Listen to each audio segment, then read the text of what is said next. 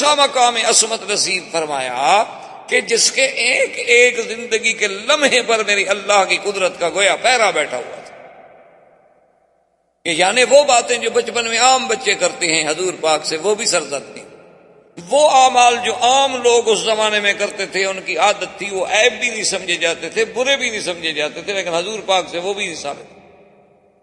یعنی شادیوں میں شرکت کر لینا، یا شادیوں میں کوئی قصے گو سے قصہ سن لینا، یا شادیوں میں کوئی دف شف بجانے والی عورت آ گئی یا بچی آ گئی یا کوئی آ گئی، اس قسم کا یعنی اہتمام ہو جانا، یہ عام چیزیں تھیں اور بچپن میں اور بچوں کے لیے ایسا کوئی مسئلہ نہیں۔ اور اس وقت تو ابھی شریعت کا کوئی نزول بھی نہیں، نبوت بھی نہیں ملی،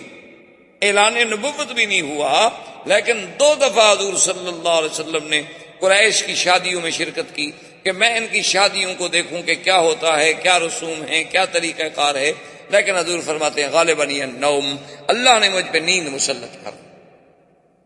اور میری نیند اس وقت کھلی جب سورج نکل آیا، شادی ختم، بارات ختم، لوگ چلے گئے، حضور اکیلے سو رہے۔ تو جس نبی کی زندگی پر نبوت سے پہلے اتنا پہرا ہو، اتنی حفاظت کا انتظام کیا جائے کہ یعنی کوئی ایک لمحہ بھی حضور صلی اللہ علیہ وسلم کا غفلت میں نہ گزرے، ایک لمحہ بھی حضور صلی اللہ علیہ وسلم کا فرمان حکم خداوندی کے خلاف نہ گزرے، اس پیغمبر کی زندگی کے بارے میں آپ اس کے کس کس پہلو پہ سوچیں۔ تو اس پیغمبر کا رویا، اس نبی کے خواب کیسے غلط ہو سکتے؟ کیونکہ شیطان تو حملہ کر نہیں سکتا، اللہ نے پیرا لگا دیا ہے، شیطان کو تو طاقت ہی نہیں۔ تو اب باقی تو مسئلہ صرف یہ رہ گیا کہ ان کو جب خواب آئے گا تو وہ بھی رحمان کی طرف سے ہوگا، اور جب رحمان کی طرف سے ہوگا تو وہ سچا ہوگا۔ اور خواب کے ضمن میں ایک بات یاد رکھ لیں، حضور صلی اللہ علیہ وسلم کی حدیث مبارک میں ہے کہ ایک تو خواب کے بارے میں کبھی جھوٹ نہ بولا کرے۔ کیا مانا کہ آپ نے خواب نہیں دیکھا اور کہتے ہیں کہ میں نے خواب دیکھا ہے؟ یہ سیدھا اللہ ہے، کیونکہ خواب تو اللہ کی طرف سے آئے گا، اور جب آپ نے ایک خواب نہیں دیکھا ہے اور آپ بلا وجہ کہہ رہے ہیں تو گویا آپ اپنے اللہ پر جھوٹ باندھ رہے ہیں۔ ایک دوسری بات خواب میں یہ یاد رکھیں کہ اگر آپ نے خواب دیکھا اور خواب ایسا تھا کہ جس میں آپ کے پیچھے سانپ دوڑ رہا ہے، اونٹ دوڑ رہا ہے، کوئی مار رہا ہے، کوئی کھا رہا ہے، ڈرانے والا خواب تھا، تو اس کا علاج یہ بتلایا حضور نے کہ اپنے بائیں طرف 3 دفعہ تھوک دے اور لا حول ولا قوت الا باللہ العلی العظیم، اعوذ باللہ من الشیطان الرجیم پڑھ کے کروٹ بدل کے سو جائیں، اور پھر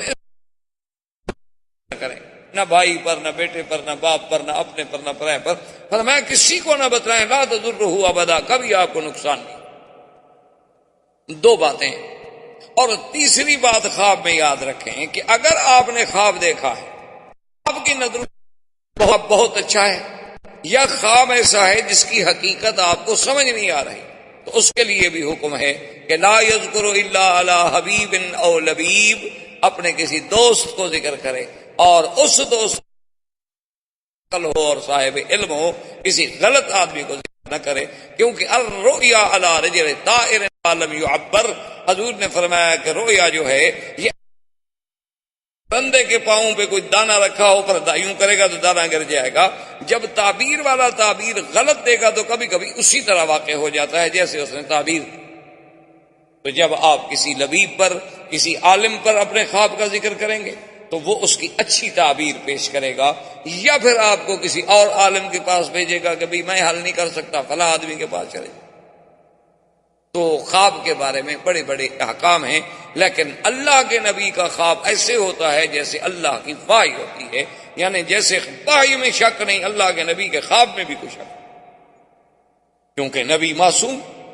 شیطان کا حملہ ہو نہیں سکتا۔ جب بھی نبی کا خواب ہوگا تو رحمانی ہوگا، اور جب رحمانی خواب ہوگا تو وہ سچا ہوگا۔ اسی لیے تو بی بی عائشہ فرماتی ہیں کہ حضور کے ایسے خواب ہوتے تھے کہ فلک صبح ایسے معلوم ہوتا تھا کہ جیسے صبح سامنے، یعنی ایسی حقیقت۔ اور اسی لیے حضور پاک نے ارشاد فرمایا ہے، یہ خواب کی بہت بڑی اہمیت ہے۔ ایک حدیث مبارک میں یہ بھی آتا ہے کہ لم یبقى من النبوۃ الا المبشرات الرؤیا الصالحہ یراہ المؤمن او یرا لہو او کما قال النبی صلی اللہ علیہ وسلم. حضور نے فرمایا کہ اب نبوت تو ختم ہو گئی، اللہ نے مجھے خاتم النبیین بنا کے بھیجا، نبوت کا دروازہ بند، رسالت کا دروازہ بند، اب کچھ نہیں بچا. ہاں مبشرات ہیں، خواب ہیں کہ کبھی ایک عبد مومن صالح اللہ کا بندہ خود خواب دیکھتا ہے یا اس کے لیے کوئی اور آدمی خواب دیکھتا ہے کہ بھئی میں نے آپ کے لیے یہ خواب دیکھا ہے بہت اچھا. کبھی آدمی اپنے لیے خود دیکھتا ہے اور کبھی اس کے لیے کوئی اور اللہ والا بندہ دیکھتا ہے. اور آپ نے فرمایا کہ یہ رویا جو ہے جز 46 جزءا من النبوت ہے کہ تقریباً یہ 46واں حصہ ہے نبوت کے حصے میں سے، یعنی 46واں حصہ ہے نبوت کے حصے میں سے. اور بدقسمتی سے اسی حدیث کو سامنے رکھ کر مرزا قادیانی نے اپنی نبوت کے لیے بھی ایک راستہ نکالنے کی کوشش کی. اس نے کہا کہ جب نبوت کی ایک جز تو باقی ہے پھر نبوت بند تو نہ ہوئی، چلو 46 نہیں ہی صحیح. کیوں؟ دشمن تو انتظار میں ہوتا،